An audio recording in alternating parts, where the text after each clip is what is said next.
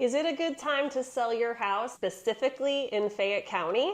Or should you wait until next year? I want to share a specific strategy with you that will allow you to get the highest price when you sell, but also lock in a lower mortgage payment when you buy. This strategy gives you the best of both worlds. I'm going to admit this video is a little longer than usual, but I wanted to get it to be as informative as possible. By the way, I'm a licensed realtor in Georgia. Even if you choose not to work with me and work with another agent, here's my honest advice for 2023. All right, let's get started. This might surprise a lot of people, but based on recent sales data, here's the truth about selling your home in 2023. I've narrowed it down to the top 3 things you need to know before listing your home for sale.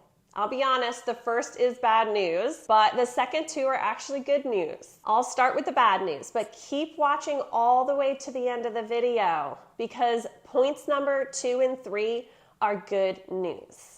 Okay, number 1, guys. The bad news is that interest rates are still really stinking high. There are 3 dates that you need to keep in mind if you're thinking about selling your home the rest of this year. September 19th and 20th, October 31st, November 1st, and December 12th through the 13th. These are the official dates that the Federal Reserve is meeting to discuss either raising or lowering interest rates. Now, I don't have a crystal ball, but I think it's safe to say that rates will remain high for at least the next 6 months. This is actually an opportunity, and here's why. Normally, people think about low interest rates as being great for buyers, not sellers, because it makes the monthly mortgage payments lower. But this also affects sellers because when buyers have access to cheaper money, they're willing to pay a higher price for the home. This, in a nutshell, is what happened in 2021. Obviously, this is a great thing for sellers too, guys. The problem with the higher rates right now is that when rates were so low during 2021,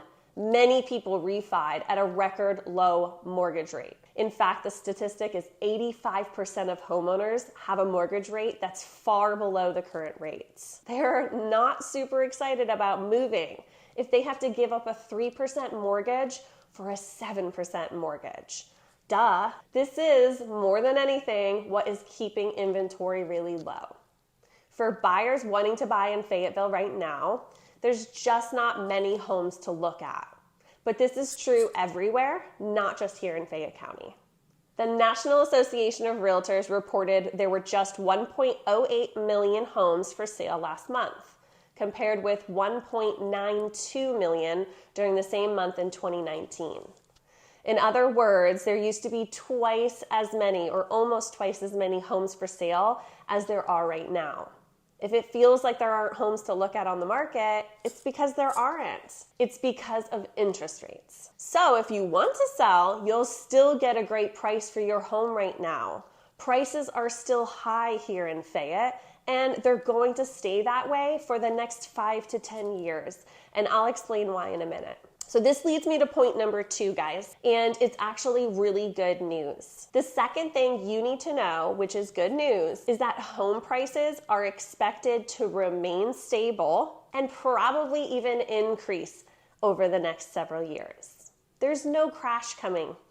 This is good news because it means you don't have to stress out about waiting and trying to time the market. One of the biggest mistakes I see buyers making here is they want to wait until the home prices come down or wait until interest rates come down. Waiting is not a good strategy. As the old saying goes, don't wait to buy real estate. Buy real estate and wait. This is especially true in 2023 because one simple word, demographics. The largest generation in American history, the millennials, are reaching peak home buying age this year. This is going to ensure that there will be strong, consistent demand for homes for at least the next 5 to 10 years.